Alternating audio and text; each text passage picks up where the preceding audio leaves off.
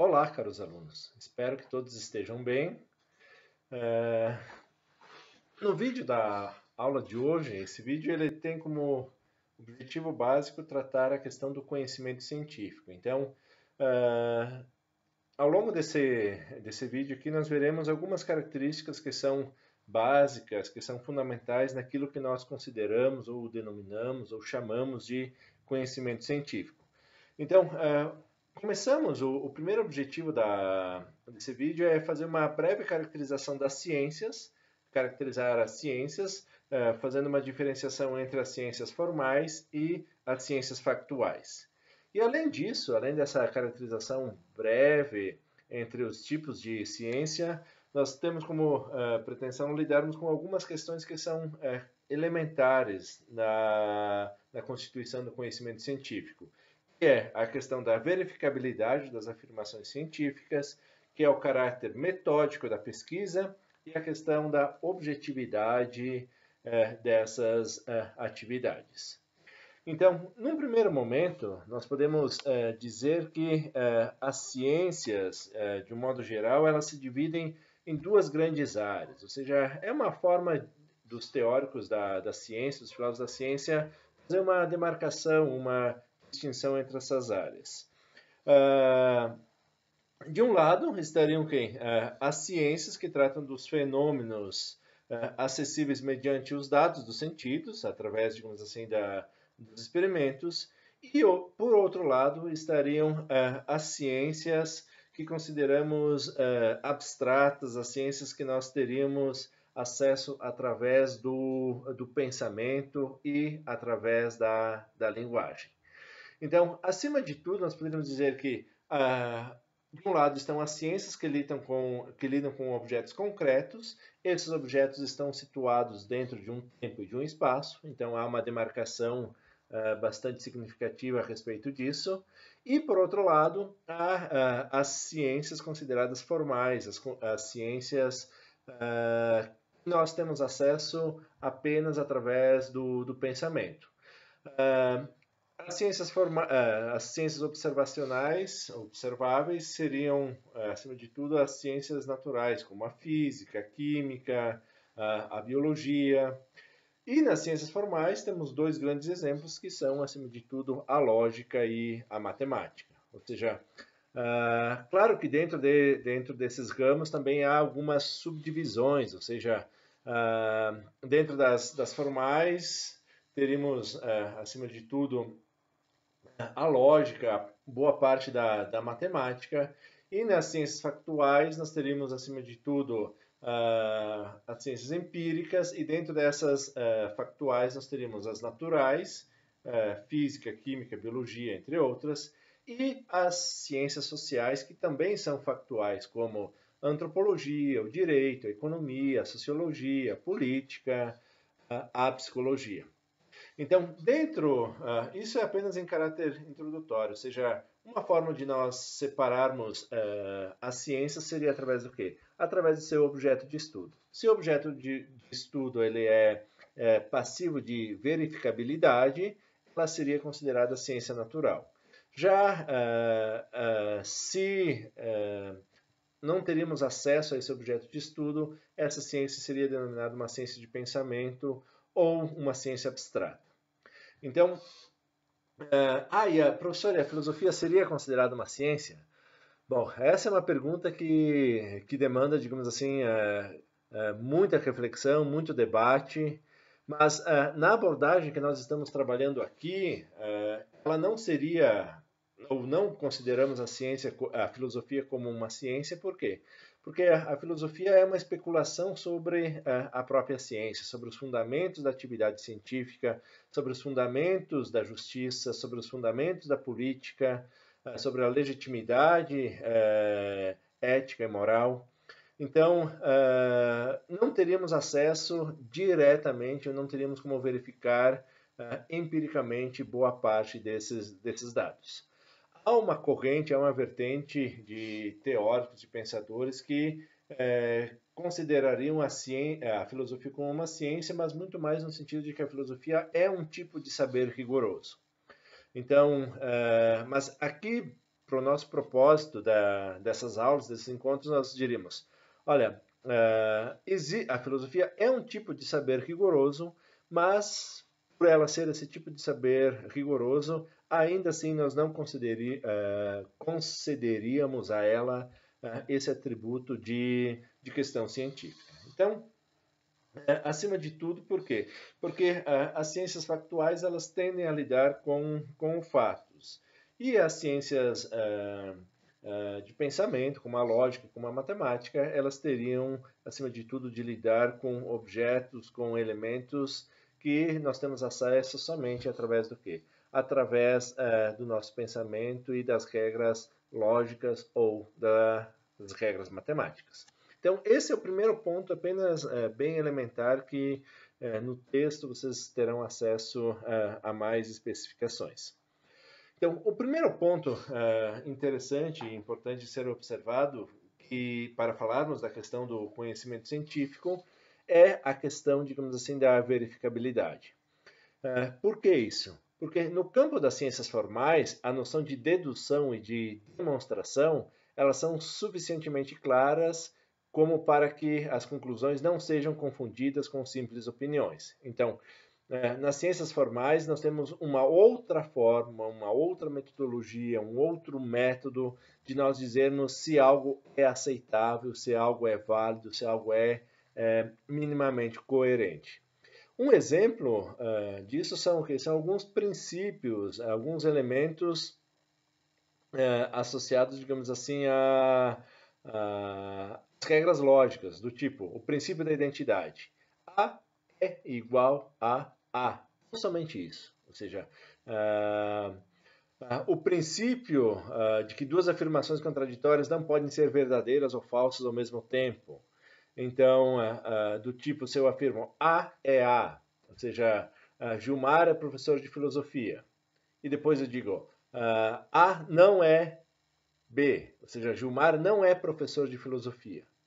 Então, se eu digo A é B, Gilmar é professor de filosofia, e depois logo em seguida eu digo A não é B, Gilmar não é professor de filosofia, então automaticamente uma dessas sentenças, as duas sentenças não podem ser verdadeiras ao mesmo tempo. Ou seja, embora elas possam ser falsas ao mesmo tempo. Mas aqui a questão, digamos assim, das ciências formais, elas têm outros critérios, outros elementos que dão legitimidade às suas afirmações. No entanto, as ciências factuais, e aqui pensando a química, a física, a biologia, elas têm o quê? Elas têm uma certa dependência do quê? Da verificabilidade. Ou seja, como que nós podemos considerar que uma afirmação ela é considerada científica? Então, um dos primeiros teóricos a lidar com essa temática em filosofia da ciência, e talvez o mais significativo deles, foi um filósofo austríaco chamado Karl Popper, que tinha como pressuposto básico fazer o quê? Tentar demarcar o que é ciência da não ciência. Ou seja, estabelecer critérios teóricos, metodológicos, que nos possibilitassem fazer o quê? Fazer essa diferenciação entre aquilo que nós consideramos conhecimento científico, aquilo que é ciência, e aquilo que não seria enquadrado, que não encaixaria nesse contexto, sendo considerado por ele de pseudociências. Então, o primeiro ponto de partida que nós precisamos observar é que, de acordo com Popper, nem toda teoria é uma teoria científica. Então, nós podemos fazer inúmeras teorias, nós lançamos teorias, nós teorizamos, nós fazemos especulações das mais diversas, algumas mais superficiais, outras mais profundas, mais elaboradas. Mas mesmo muitas teorias altamente elaboradas, altamente abstratas, elas não são teorias científicas. Então, de acordo com Popper, para que uma teoria seja considerada, ou seja, receba o título de uma teoria científica, ela precisa ser potencialmente falseável. Ou seja, um dos critérios, um dos elementos apresentado por Popper para caracterizar o conhecimento científico é, acima de tudo, a questão da falseabilidade, ou seja, para que uma teoria seja considerada científica, eu preciso ter as condições de fazer testes, fazer experimentos e verificar se aquilo que a teoria afirma corresponde com o mundo. Ou seja, para ver, digamos assim, se há essa relação entre linguagem e mundo. Então, de um modo geral, a gente pode dizer que para Popper, as teorias científicas elas são sempre justamente o quê? Elas são conjecturais, elas são provisórias, elas são uma tentativa desenvolvida pelos cientistas para fazer o quê? Para explicar um conjunto de fatos e um conjunto de fenômenos. Ou seja, os cientistas eles vão lançando, eles vão criando, desenvolvendo teorias das mais diferentes espécies. Ou seja, só que nem todas as próprias teorias desenvolvidas pelos cientistas elas são necessariamente científicas. Por quê? Porque ainda talvez não exista a possibilidade de nós testarmos, de nós identificarmos, de nós encontrarmos, digamos assim, uma relação com a própria experiência. Então, neste caso, de acordo com Popper, somente através da testabilidade, através da capacidade de verificar aquilo que é apresentado pela teoria, é que nós consideraremos se uma teoria ela é científica ou não. Isso é um primeiro ponto. Outro ponto importante é que as teorias elas são o quê? Elas são apenas conjecturas, elas são hipóteses, elas não carregam consigo necessariamente a verdade. Por quê? Porque, de acordo com Popper, nós não temos condições de saber quando uma teoria é verdadeira. Ou seja, nós não temos como identificar se determinada teoria ela é o quê? Ela é absolutamente verdadeira. Exceto, digamos assim, nas ciências formais. Nas ciências formais, o princípio da não contradição, o princípio do terceiro excluído, o princípio da identidade, ele é sempre este, ou seja, não há alterações em relação a isso. Mas nas ciências formais, nas ciências factuais, as teorias, ou seja, aquilo que nós utilizamos para falar sobre o mundo, podem sofrer ajustes, podem sofrer alterações de acordo com os testes e os experimentos que são realizados. Então, isso por quê? Isso tem um pouco, digamos assim, de uma concepção de como que Popper entende o conhecimento científico e de como que a própria ciência começa. Para quem conhece um pouco, digamos assim, da filosofia da ciência, sabe que Popper ele é um crítico do método indutivo. O método indutivo se baseia, digamos assim, de uma observação de casos particulares. Eu observo uma vez, duas vezes, três vezes, quatro vezes determinado fenômeno e esse fenômeno se repete, logo eu sou levado a fazer o quê? A fazer uma generalização. Então, do tipo, eu observo que um dia o Sol se levanta no leste e se põe no oeste. Observo isso outro dia, que o Sol se levanta no leste e se põe no oeste. E eu observo isso numa pluralidade de variáveis, vários dias, e esse fenômeno mantém essa regularidade. Logo, eu sou levado, de acordo com a concepção indutivista, a fazer essa generalização de que sempre, necessariamente, o Sol irá se levantar no leste e se pôr no oeste. Só que Popper, ele identifica que, olha, o método indutivo ele apresenta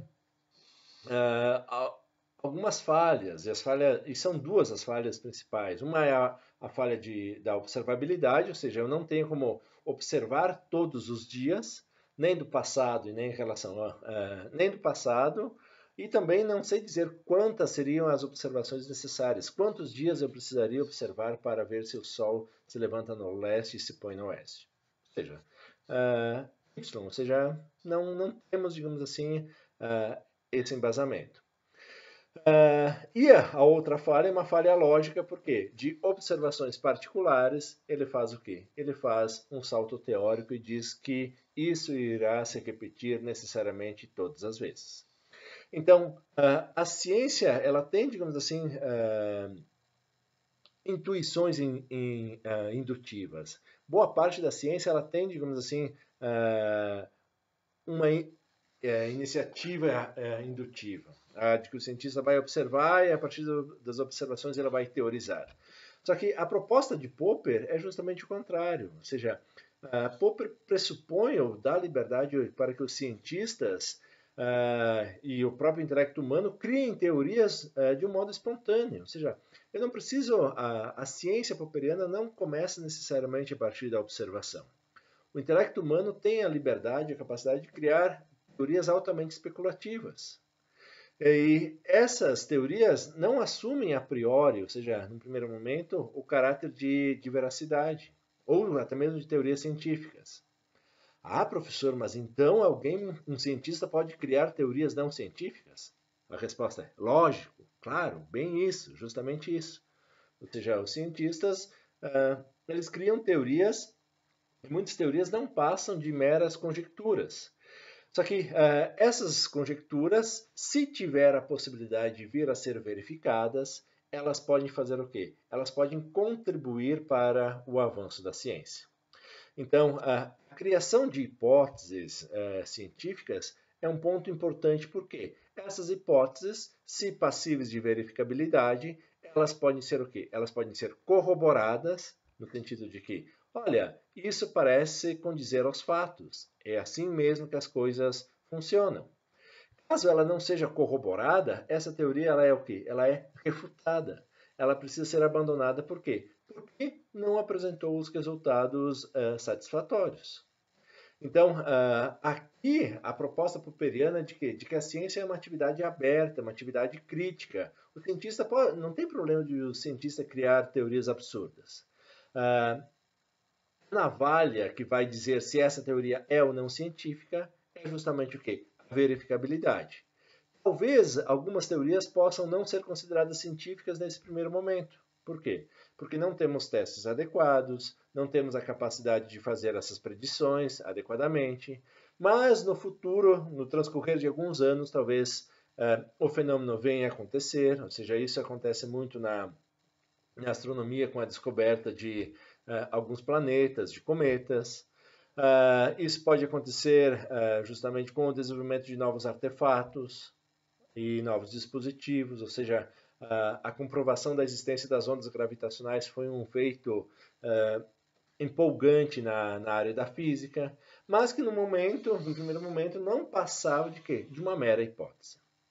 Então, acima de tudo, aqui Popper nos ensina, ou nos apresenta, de que apenas as teorias mais adequadas, as teorias científicas mais adequadas, é que sobrevivem aos testes, às verificações. Isso é importante, a concepção de ciência da verificabilidade popperiana é muito interessante, por quê? Porque os testes eles nunca devem cessar. A ciência é uma atividade aberta, por isso crítica, por isso ela não pode ser dogmática, e novos testes, novos experimentos podem vir a fazer o quê? A refutar teorias científicas que foram adotadas por um período de tempo como sendo válidas, como sendo certas, como sendo criteriosas, como sendo adequadas. Então, em linhas gerais, o que Popper nos apresenta é que a ciência aqui, a concepção de verdade científica, ela precisa ser readequada. Por quê? Porque as teorias científicas elas jamais serão absolutamente verdadeiras. Por quê? Porque as ciências naturais elas precisam falar-nos a respeito do mundo. Só que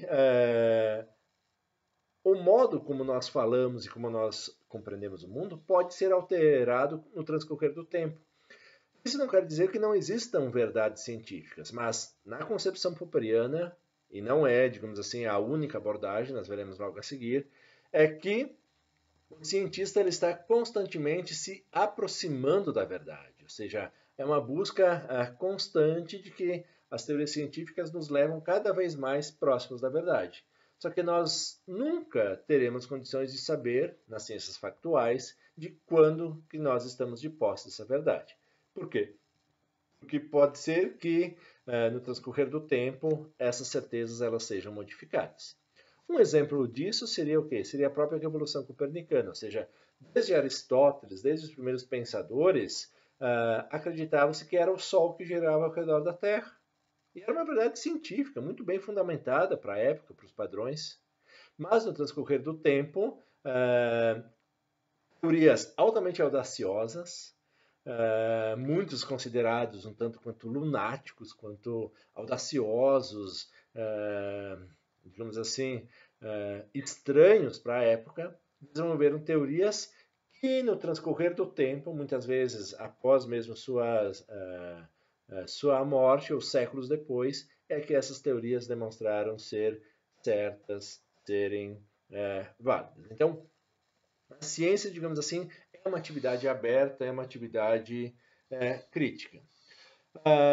E através dessas observações, nós não podemos efetuar, acima de tudo, generalizações confiáveis. Então, na concepção de Popper, nós lançamos a hipótese. Por quê? Porque nós não temos condições de fazer o quê? De observar todos os elementos.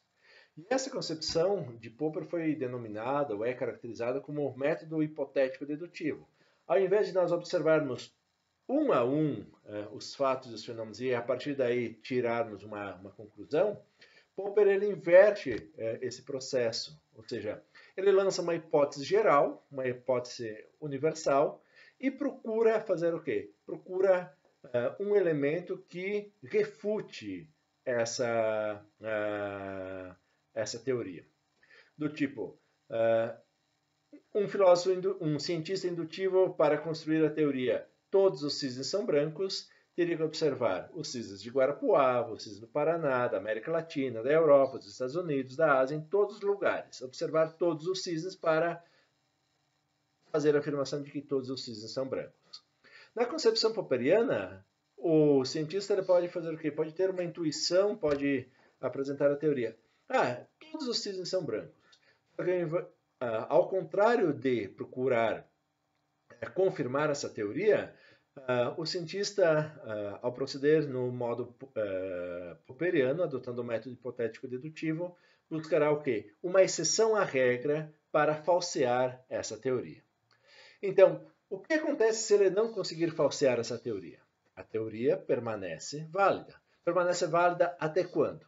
Até que surja um teste, até que surja um experimento, ou até o ponto de que o cisne negro fosse encontrado, para refutar a teoria de que todos os cisnes são brancos.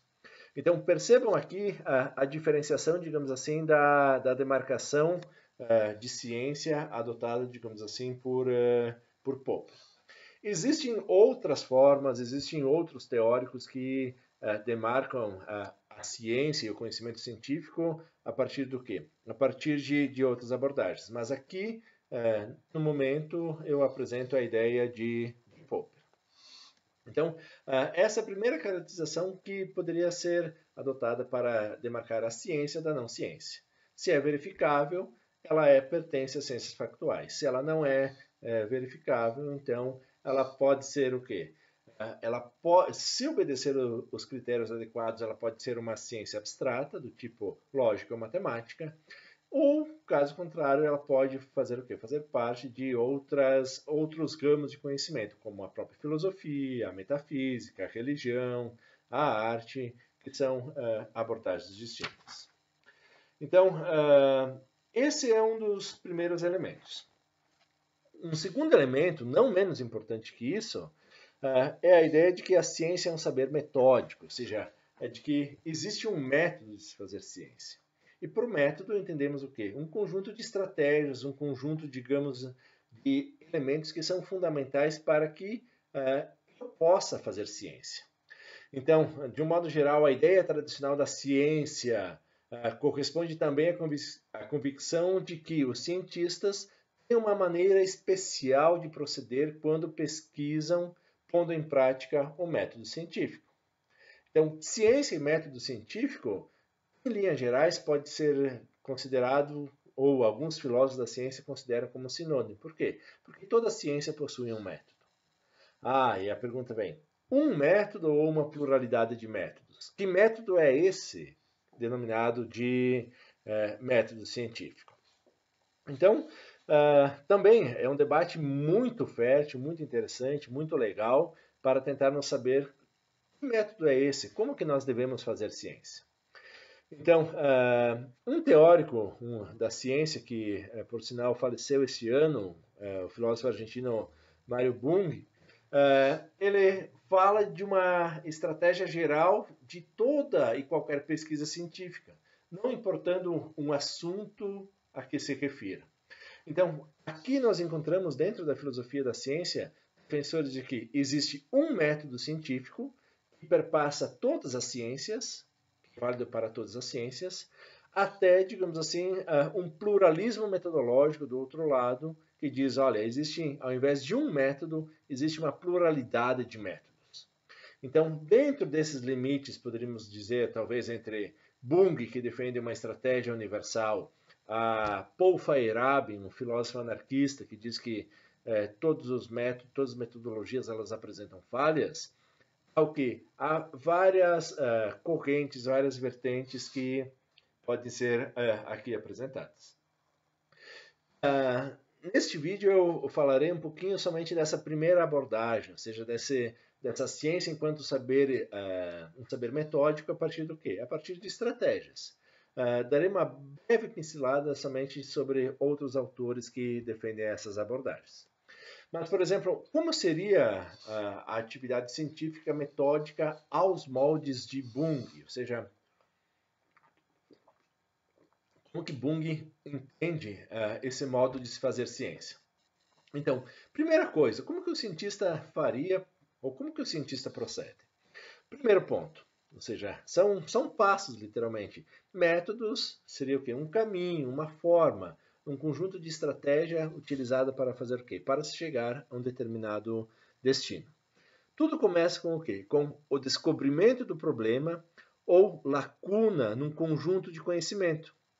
Se o problema não estiver enunciado com clareza, passa-se à etapa seguinte. Se eu estiver, passa para a frase subsequente. Então, começa com o quê? Com a identificação de uma lacuna, de um gap, de um problema.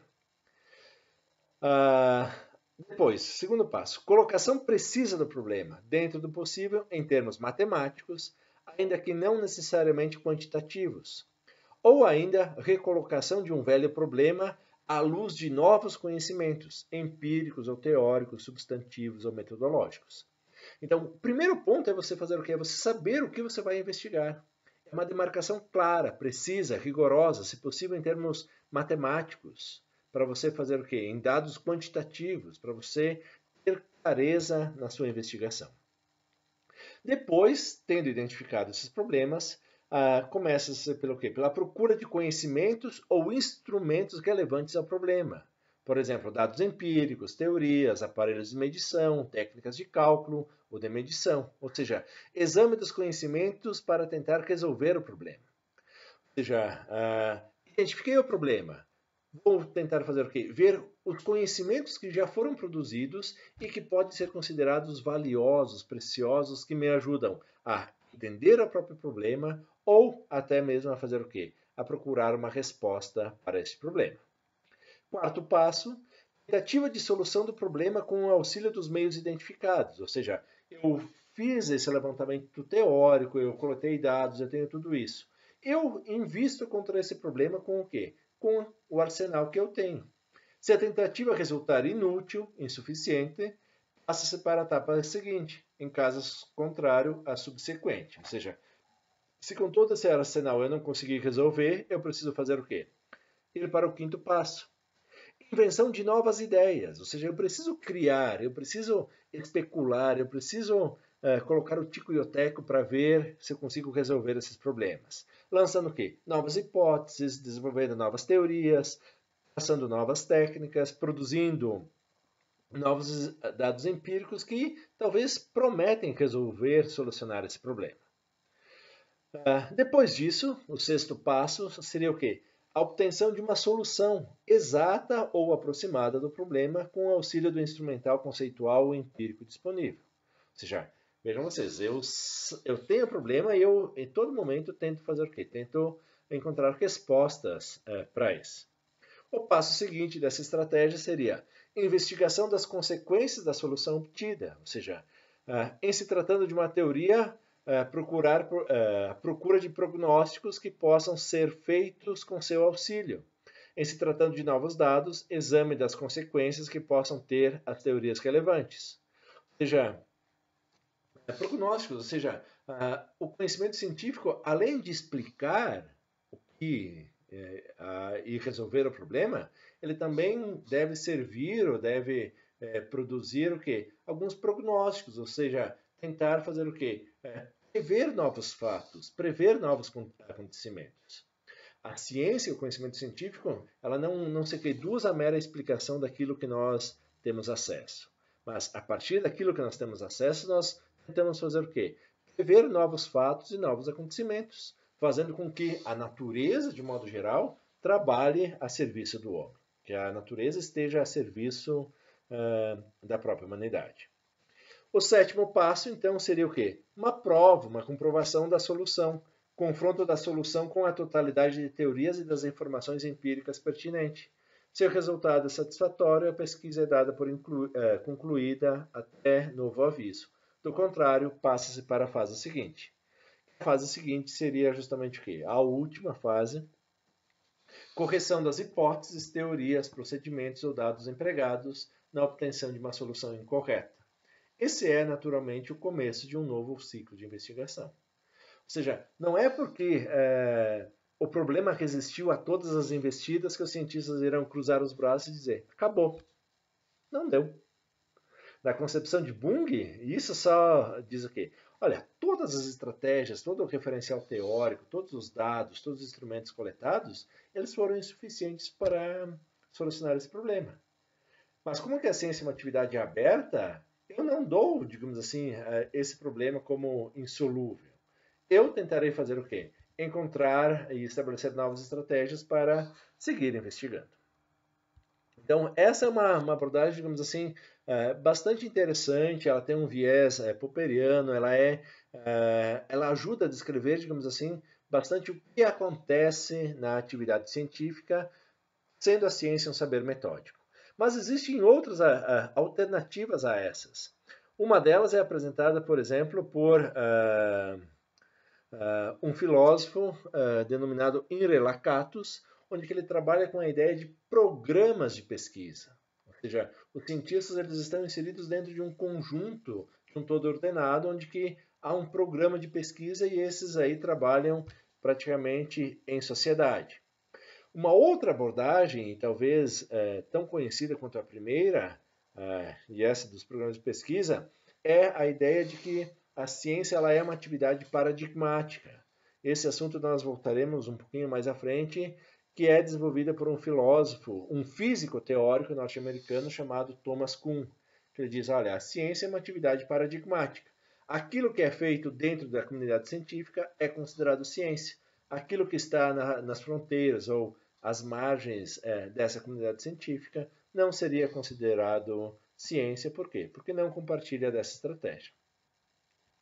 E um outro teórico muito audacioso e, digamos assim, sagaz na sua argumentação é um filósofo chamado Paul Feyerabend, que escreve uma obra chamada Contra o Método, onde que ele vai defender, acima de tudo, uma ideia de um pluralismo metodológico. Ou seja, alegando que se a ciência é uma atividade progressiva, isso somente ocorre porque, em dados momentos, é preciso promover o que? Uma ruptura metodológica. A forma de tentar solucionar os problemas, elas podem funcionar por um período de tempo, mas os grandes saltos, as grandes mudanças, as grandes inovações, as grandes descobertas, elas se deram justamente por quê? Porque houve uma ruptura metodológica. Então, isso tudo apenas para apresentar um mapa de que a ciência é um saber rigoroso, e esse saber rigoroso é fundamentado, acima de tudo, na ideia de um método. O método ajuda também a demarcar o que é ciência do que não é ciência. O método ele serve, digamos assim, de uma espécie de caminho para você fazer o quê? Para você encontrar uma resposta para o problema e depois dessa resposta ser apresentada, outras pessoas poderem percorrer o mesmo caminho e chegar aos mesmos resultados. Ou seja, a ciência ela não é uma atividade emotiva, não é uma atividade subjetiva onde que, eu tive um insight e fiz todas as descobertas científicas surgiram naturalmente.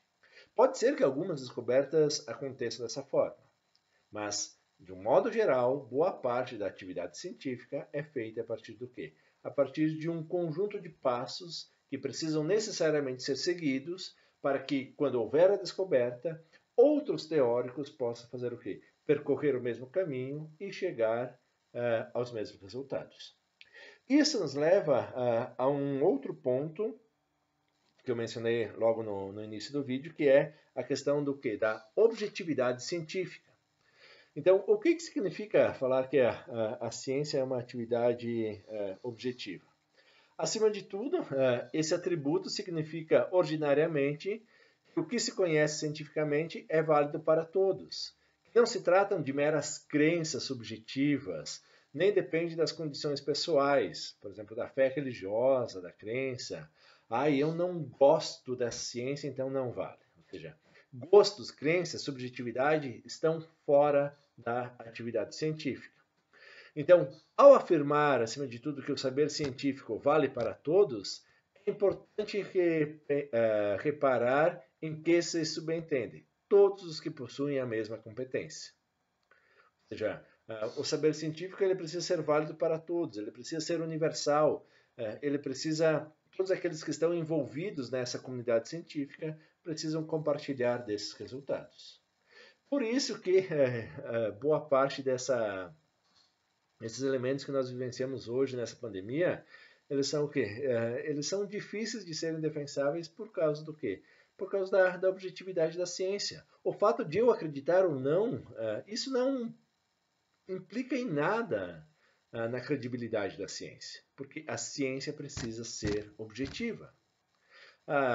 Mas e as ciências subjetivas? Elas estão fora das ciências naturais, elas são um outro tipo de ciência que não carece, digamos assim, de credibilidade.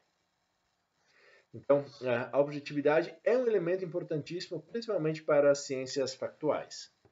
Então, a questão da objetividade começa em nível linguístico, de onde a relevância da linguagem, dada, digamos assim, a relevância da linguagem científica. A linguagem científica ela precisa ser compartilhada. Todos os cientistas precisam falar necessariamente a partir do mesmo ponto. Ou seja, os cientistas compartilham essa linguagem e essa linguagem precisa ser válida para todos os membros desta comunidade. Então, neste caso, a objetividade científica supõe também a posse comum de quê? De crenças, de habilidades por parte dos pesquisadores. Eles compartilham valores, princípios, eles sabem lidar com os mesmos artefatos. Ou seja, eles estão preparados para solucionar um conjunto de problemas que são de fundamental importância para a atividade científica. Aqui, apenas para mencionar a questão da objetividade, tem um sociólogo chamado Robert Merton, que ele vai falar de uma ideia de um ethos da ciência, ou seja, o que seria um ethos? Seria um complexo de valores, de normas, que ajudam a dar uma identidade para a ciência. E deveriam ser seguidos por todos aqueles homens, por todos aqueles sujeitos que querem fazer uma ciência adequada. E dentre esses valores que compõem o ethos científico, nós mencionamos o quê? A ideia do universalismo, ou seja, as teorias elas são universais, elas são válidas aqui em Guarapuava, elas são válidas no Reino Unido, elas são válidas na China ou na África. Então, neste caso, as teorias científicas elas são universais. O acesso deve ser livre para todos aqueles que possuem um talento suficiente, ou seja, a prática científica ela deve ser compartilhada e estimulada para todos aqueles que têm habilidade. Segundo valor importante, o comunismo, ou seja, a ideia de que os conhecimentos resultantes da atividade científica, como produtos de um processo social, não devem ser considerados como propriedade particular de alguém, ou seja, as descobertas científicas elas precisam ser públicas, elas precisam ser compartilhadas, elas precisam estar a serviço da humanidade como um todo. A ideia do desinteresse, ou seja, de que na concepção de Merton a condenação da prática científica com intenções outras que não a obtenção do conhecimento comprovado. Ou seja, se eu quero estudar agora estratégias para combater o coronavírus porque eu quero ser famoso, eu quero ganhar muito dinheiro. Na concepção de Merton, esse não seria um dos valores nobres da atividade científica. Há outros valores ainda, como o ceticismo organizado, ou seja, uma dúvida constante, duvidar. Sim, enquanto existir essas dúvidas, você intensifica o processo, você volta às hipóteses, você tenta organizar de uma forma mais sistemática o próprio conhecimento. O conhecimento científico ele precisa ser também original, ou seja, ele precisa trazer novos dados sobre o mundo que nos cerca. E, acima de tudo, o conhecimento científico precisaria ser neutro, ou seja, dentro, digamos assim, de que o conhecimento científico ele não serviria a interesses específicos de instituições, de comunidades ou corporações ou governos. Então, em linhas gerais, meus caros alunos, essa é a ideia de que perpassa um pouco o conhecimento científico, ou seja, o conhecimento científico ele tende a ser público, ele tende a ser redigido numa linguagem técnica, por isso muitas vezes que é difícil você aprender ciência, por quê? Porque você precisa aprender uma nova linguagem, seja na química, na física, na farmacologia, na agronomia, em todos esses campos você precisa aprender uma linguagem técnica, porque essa linguagem técnica tende a excluir elementos não objetivos. Ok, pessoal? Espero que todos fiquem bem e a gente se vê em breve. Um grande abraço a todos e até mais.